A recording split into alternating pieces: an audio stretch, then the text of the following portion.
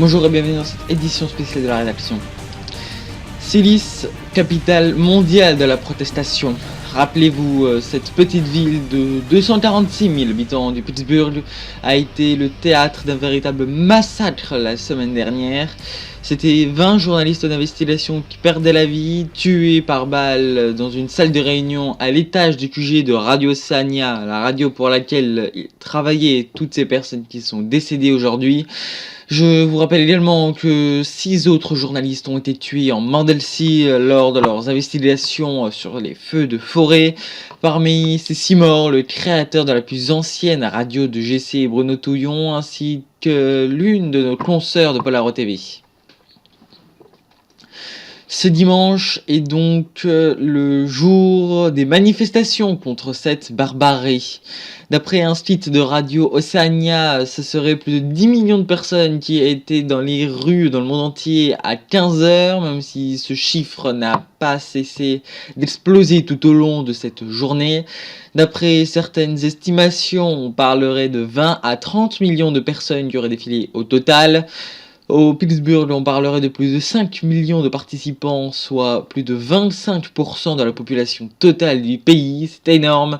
En Mandelcy aussi, la mobilisation est grande. Le pays le moins développé économiquement du monde GC verrait ses rues remplies d'au moins 4 millions de personnes. Ici, une image de Dade et son 1,5 million de manifestants au bas mot. Biggest City, la ville de plus de 100 millions d'habitants de la province du Delta, aurait recensé, elle, près de 8,5 millions de manifestants dans ses rues. On part tout de suite à Sélis. Estelle Bonduel est en liaison téléphonique avec nous. Bonjour Estelle, vous êtes donc en direct de Sélis. Quelle est la situation là-bas sur place ? Bonjour, ici c'est un véritable tsunami humain qui s'abat dans les rues de la ville.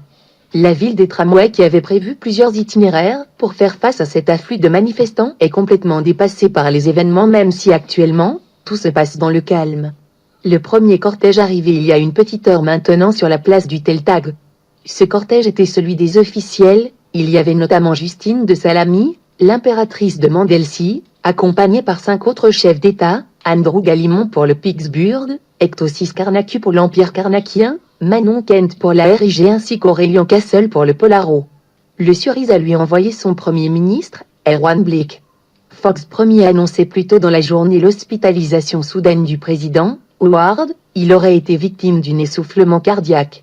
Image rare également à ce cortège, la présence de 10 des 11 rois de Mandelcy.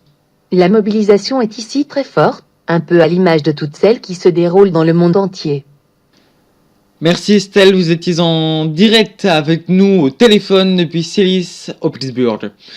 Indignation mondiale également sur Squirrel, le premier réseau social de GC où ce sont plus de 5 millions de skits portant les hashtags RO pour Radio Océania ou le hashtag Sélis qui ont été postés depuis le début de tous ces tragiques événements.